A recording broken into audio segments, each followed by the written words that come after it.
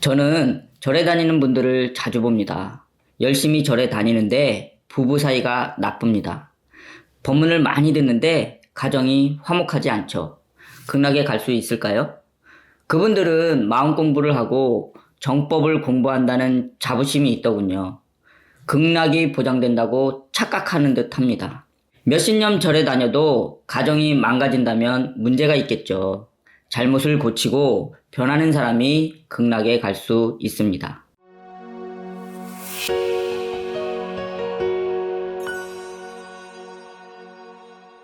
안녕하세요. 거사불교를 공부하고 있는 제가불자 원조입니다.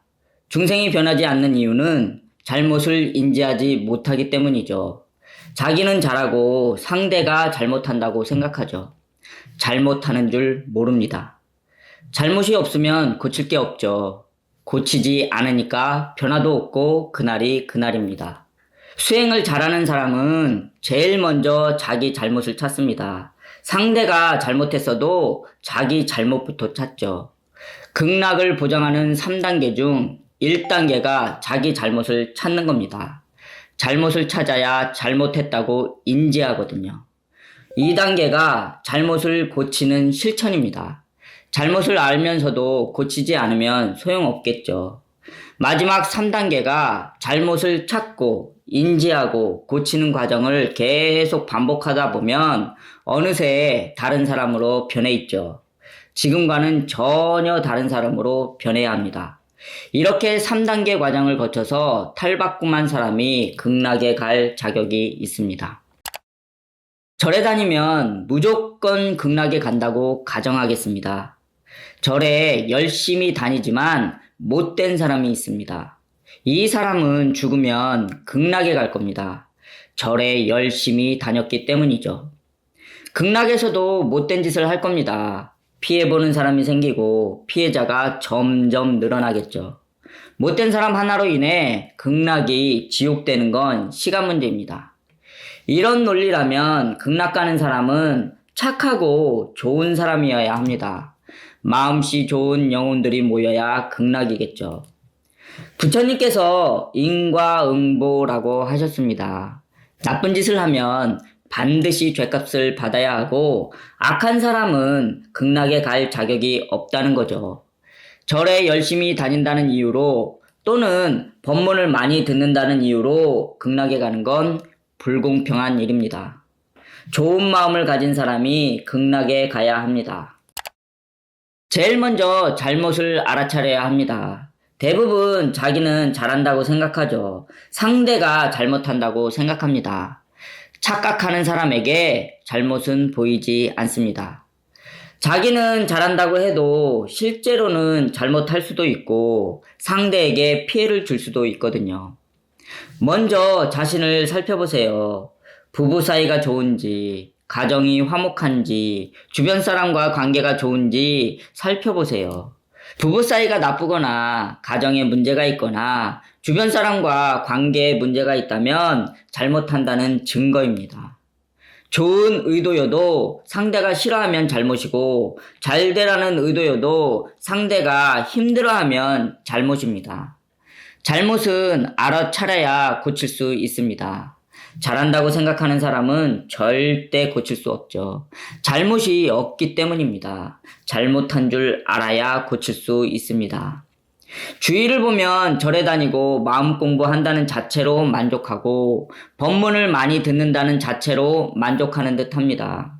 우리가 절에 다니고 법문을 듣는 이유는 잘못을 고치기 위함입니다. 고치지 않으면 소용없습니다. 법문과 자신을 비교해 보세요. 자신의 행동, 자신의 생각이나 마음이 법문과 일치하는지 비교해 보면 잘못이 드러납니다. 잘못이 보이기 시작하죠. 아, 내 행동과 법문은 이렇게 다르구나. 내 생각이나 마음은 법문과 이렇게 차이가 나는구나. 알게 되죠. 좋은 의도였는데 힘들게 했구나. 잘해줬는데 싫어했구나. 배려했는데 피해를 줬구나. 알게 됩니다. 알아차리는 것도 중요하지만 잘못을 절감해야 합니다.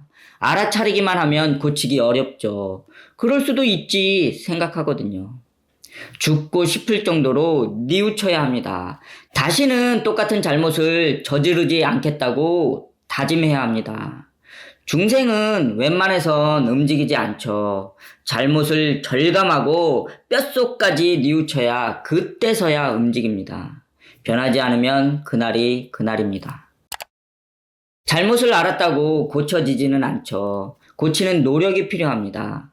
고치겠다는 다짐으로는 고쳐지지 않습니다. 마음 먹는다고 고쳐지지 않습니다. 실천해야 고칠 수 있죠. 잘못을 알아차린 다음에는 실천해야 합니다. 자신의 잘못과 반대되는 행동을 하는 것이죠. 큰 소리로 아이들을 혼냈다면 낮고 부드러운 말투로 대하고, 화를 잘 냈다면 우선 참는 것이죠. 당장 그 잘못을 고치는 행동이 아니어도 좋습니다. 잠시 심호흡을 하거나 잠시 나갔다 오는 아주 작은 행동이라도 잘못과는 다른 행동을 하는 거죠. 이 과정이 말처럼 쉽지 않습니다. 사람은 습관대로 반응하기 때문이죠. 화는 그냥 납니다. 아, 내가 화가 났구나. 알아차리기 어렵거든요. 우선 참고 심호흡이라도 해야 되겠다 생각조차 들지 않습니다. 잘못에 물들어 있던 자신과 반대되는 행동은 어렵습니다. 자신과 치열한 싸움을 벌여야 합니다. 잘못을 고치기 더 어려운 이유는 상대가 더 잘못했다고 생각되거든요. 나는 피해자라고 생각됩니다. 내 잘못은 작고 상대 잘못은 크다고 생각되죠. 잘못을 절감해도 고치기 어려운 이유입니다.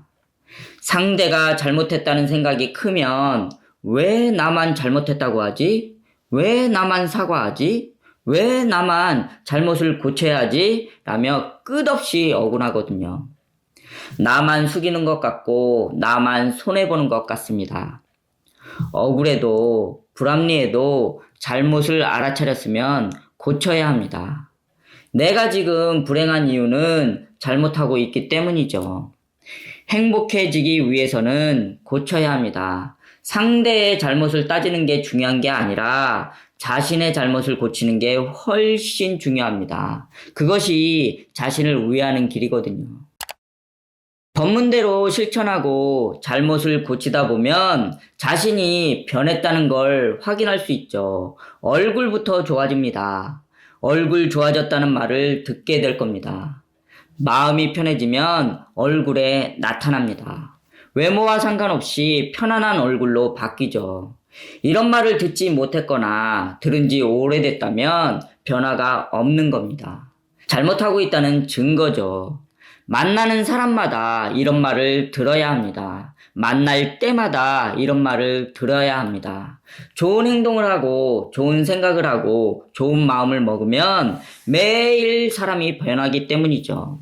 만약 좋은 생각과 마음을 먹고 행동했는데도 변화가 없다면 그렇게 하고 있다고 착각하는 겁니다. 자신도 모르게 상대를 힘들게 하고 상대에게 피해를 주고 있는 거죠. 절에 오래 다니고 법문을 많이 들어도 변화가 없으면 소용없습니다.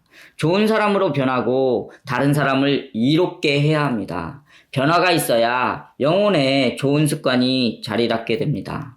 극락에 가고도 남는 사람이 되죠. 죽어서 극락에 가는 것도 좋지만 살아서도 극락이면 더 좋겠죠. 최소한 사람답게 살아야 합니다. 상대를 배려하고 피해주지 않고 이롭게 한다면 살아서도 극락에 살 수 있습니다. 사람답게 살기도 어렵고 배려하기도 어렵습니다. 말로는 쉽지만 실제로는 어렵죠. 잘해줬지만 상대가 싫어할 수도 있고 도와줬지만 피해를 줄 수도 있습니다. 좋은 의도였건 좋은 마음이었건 결과가 반대로 나올 수 있거든요. 실제로는 얻기 어려운 경지입니다. 절에도 열심히 다니고 법문도 많이 듣지만 착한 마음을 실천할 수 있는 사람이 되어야 합니다. 오늘은 극락을 보장하는 3단계 방법에 대해 말씀드렸습니다. 절에 다니는 것도 중요하고 법문을 많이 듣는 것도 중요하지만 좋은 마음을 가진 사람으로 변해야 합니다. 잘못을 절감하고 잘못을 고치고 좋은 생각과 마음을 낼 수 있는 사람이 되어야 합니다. 최소한 사람답게 살고 더 나아가서 상대를 배려하고 피해주지 않고 이롭게 하는 사람으로 변해야죠. 이런 사람이 극락에 갈 수 있고 극락에 가서도 행복합니다. 살아서도 극락, 죽어서도 극락이 되시기를 간절히 바랍니다.